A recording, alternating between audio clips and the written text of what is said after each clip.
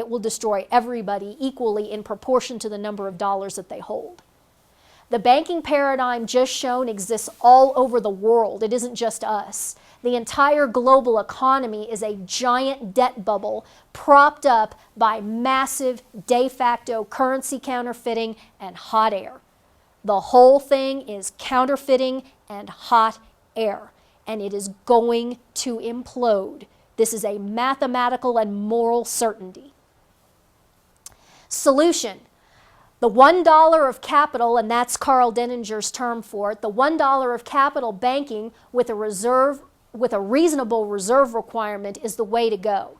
So banks can issue unsecured loans. They just have to post bank capital on the other side, dollar for dollar. That's why he calls it $1 of capital.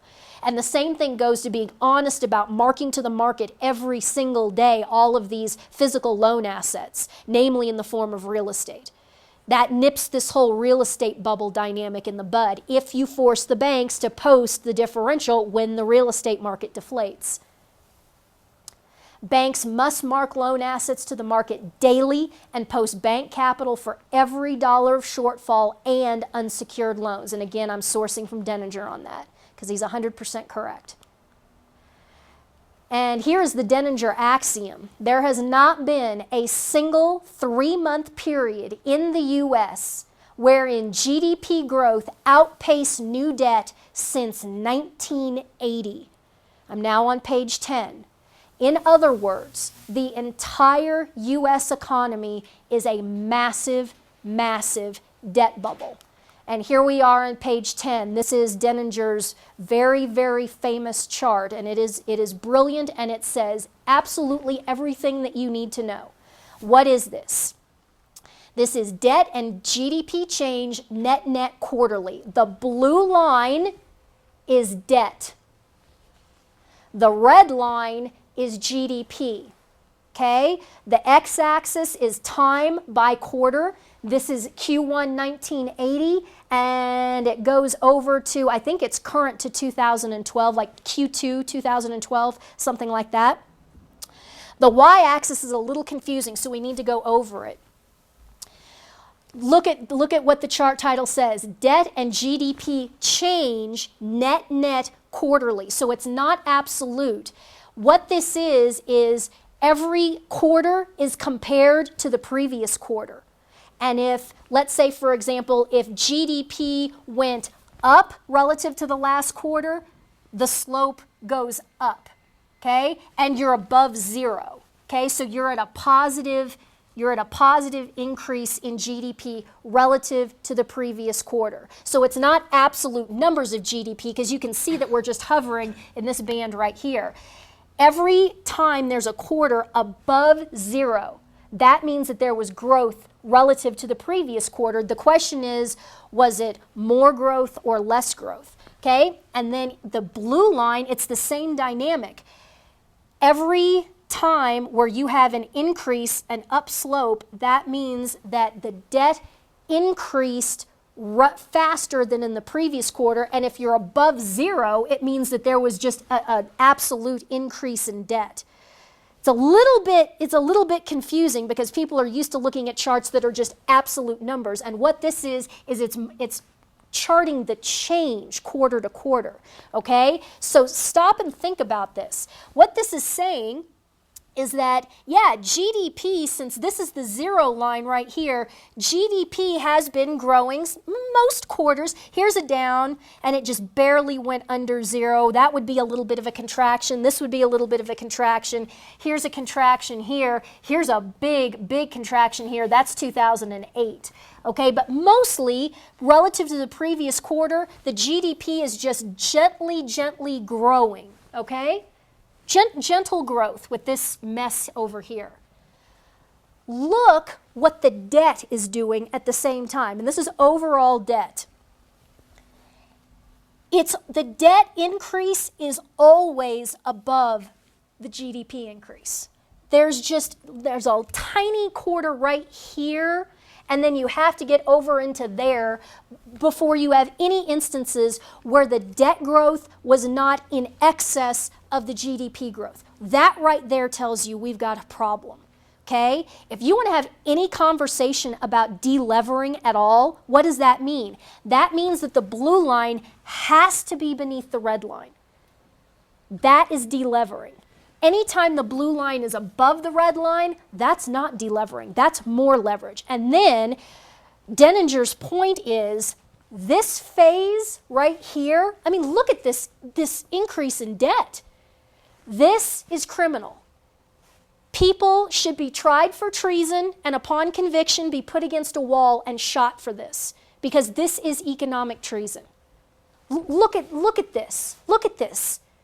Right here, this point here and this point here, that's a 7-to-1 ratio, which means in order to get $1 of GDP growth down here, they had to pump $7 worth of new debt into the economy to get $1 of GDP growth. And this is, what is this? This is 2004. This is 2007, 2008, and then this is the great collapse of 2008 right here. And yes, the blue line went under zero and it went under the red line, but oh no, we have to bail everybody out and we have to get it back up and into that increase the leverage dynamic again. Okay? This is terrifying. This entire economy since Carter has just been blowing and blowing and blowing a massive debt bubble. The deleveraging will happen. It must happen. And it is going to happen soon. And think about that. Think about the technological advancements since Carter.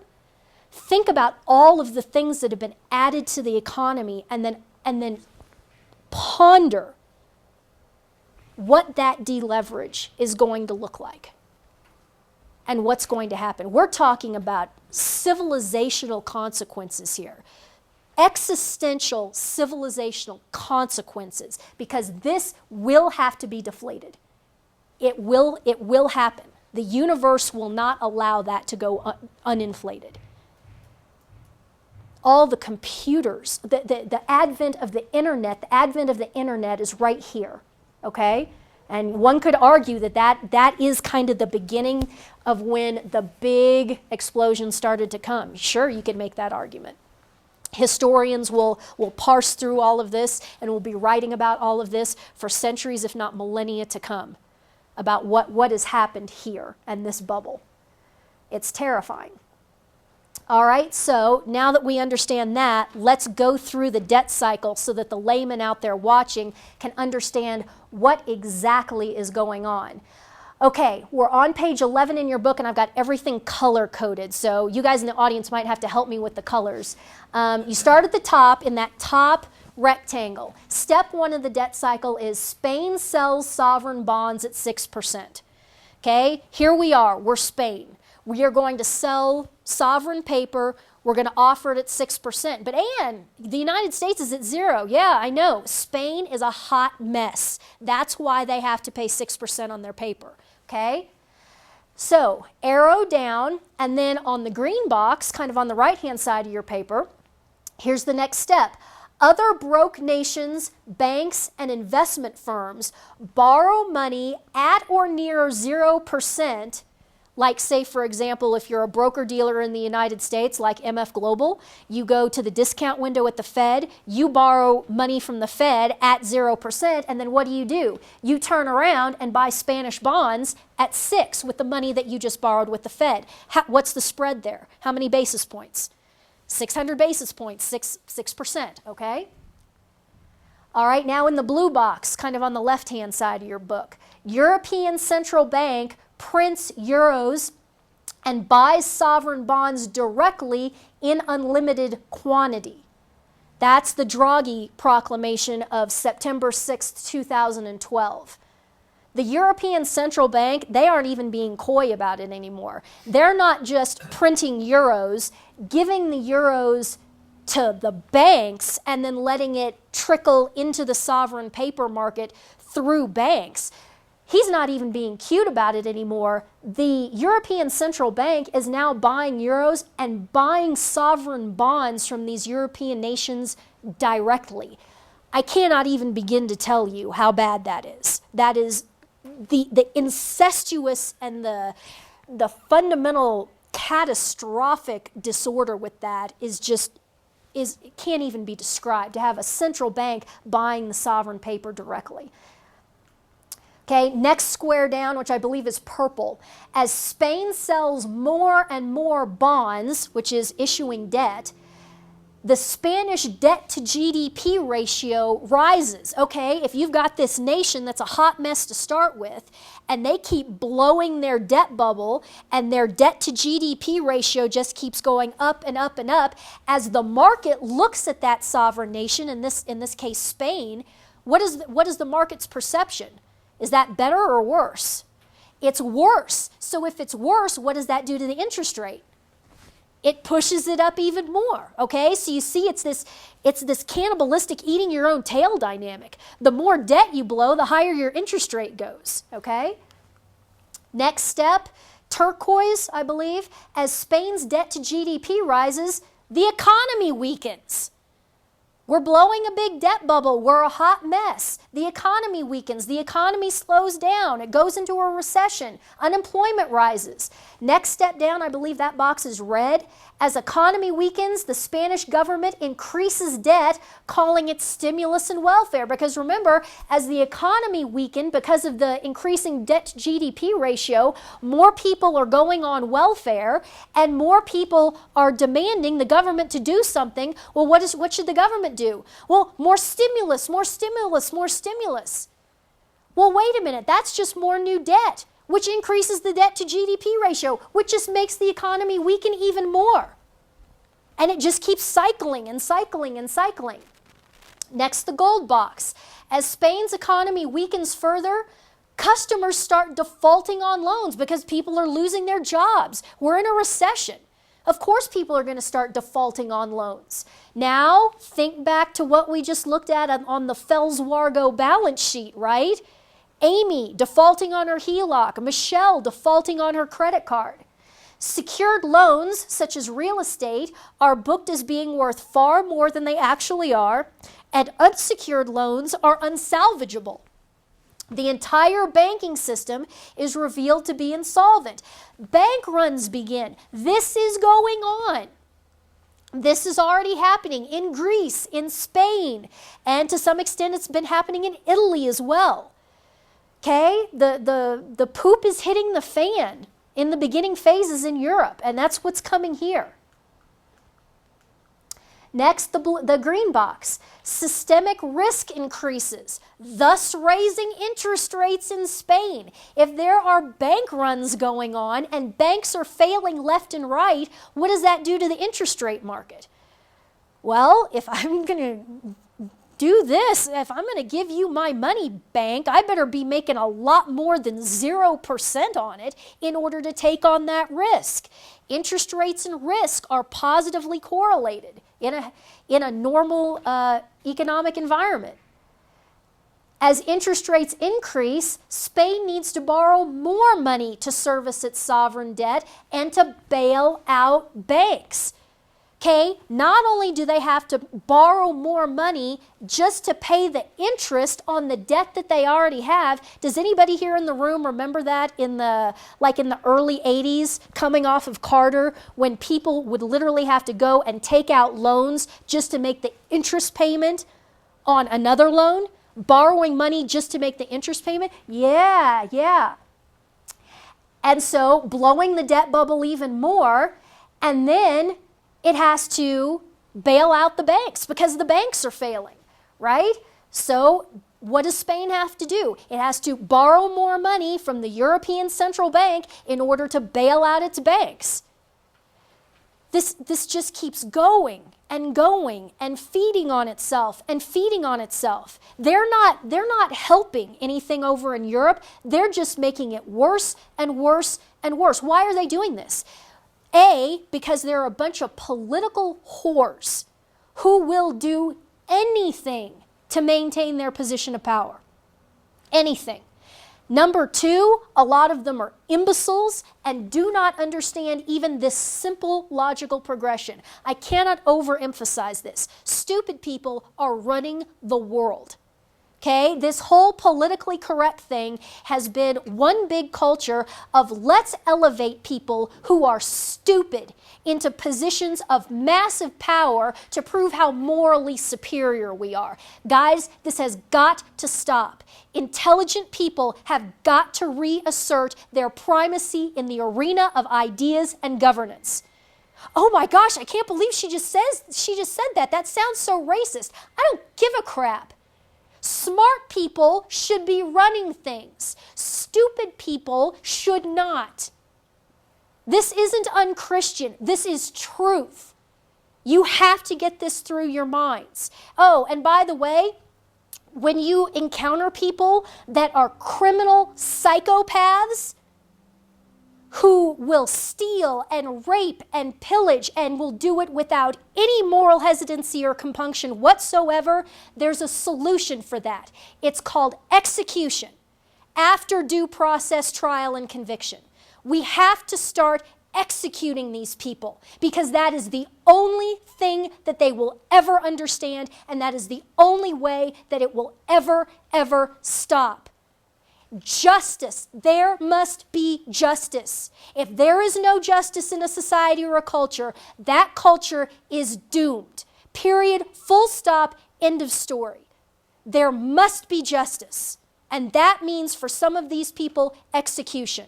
At the head of that list for me right now is, needless to say, John Corzine, who stole $1.6 billion worth of customer segregated funds and has contributed to economic consequences all over the world. Destruction of the markets themselves. If I walked into a liquor store and turned it over for $50, I would spend 10 years in prison. If John Corzine steals $1.6 billion, he should be put against a wall and shot for the good of humanity and also for his own good. Because if he is not punished, he will never repent. He will never repent. If all he sees is living the rest of his life in a villa in the south of France on the Riviera as the consequence of his crime, is he ever going to get on his knees and beg God for forgiveness? The answer is no. So if you're a Christian, and you're really thinking about the ends, the true ends of these men, it's either heaven or hell. Do I want John Corzine to go to hell? Believe it or not, no, I don't. I don't want John Corzine to burn in hell for all eternity. But it seems to me that the only way that a man like that, who is so morally far gone, could ever get on his knees and feel any sense of repentance at all as if he was faced with his own morality in the context of an imminent execution. Can you deal with this? Or do you just want to go through the rest of your life doing this nicey nice crap? Well, we got to be nice to everybody. That's fine. It will destroy your civilization. And the civilization that your children, your grandchildren, your great-grandchildren, and all further generations will live under. You want to be nice, you want to be well-liked and well-loved, and you don't want to talk about unpleasant things, that's fine, but you are consigning your progeny to hell in order to have that benefit. What a disgusting, self-centered trade-off. And so we loop it back up to the beginning, and we start all over again, because where did we end with? Spain needs to borrow more money to service its sovereign debt. It needs to borrow more money. And so we're back up to the very beginning. Spain issues debt. Okay? It's a snake eating its own tail. Exactly the same thing is happening in the U.S. with the U.S. Treasury paper being bought by the Federal Reserve as the U.S. government runs up massive debt and bails out banks. When U.S. interest rates uptick, the last vestiges of the now dead republic will implode. This is a mathematical inevitability. Obama alone, and it isn't It isn't just Obama. Don't get me wrong. I'm not some George W. Bush fangirl standing here. No way. No way. But the damage that Obama has done, that regime has done, is so massive, and it was consciously done. It's called the Cloward-Piven strategy. It was done with malice aforethought.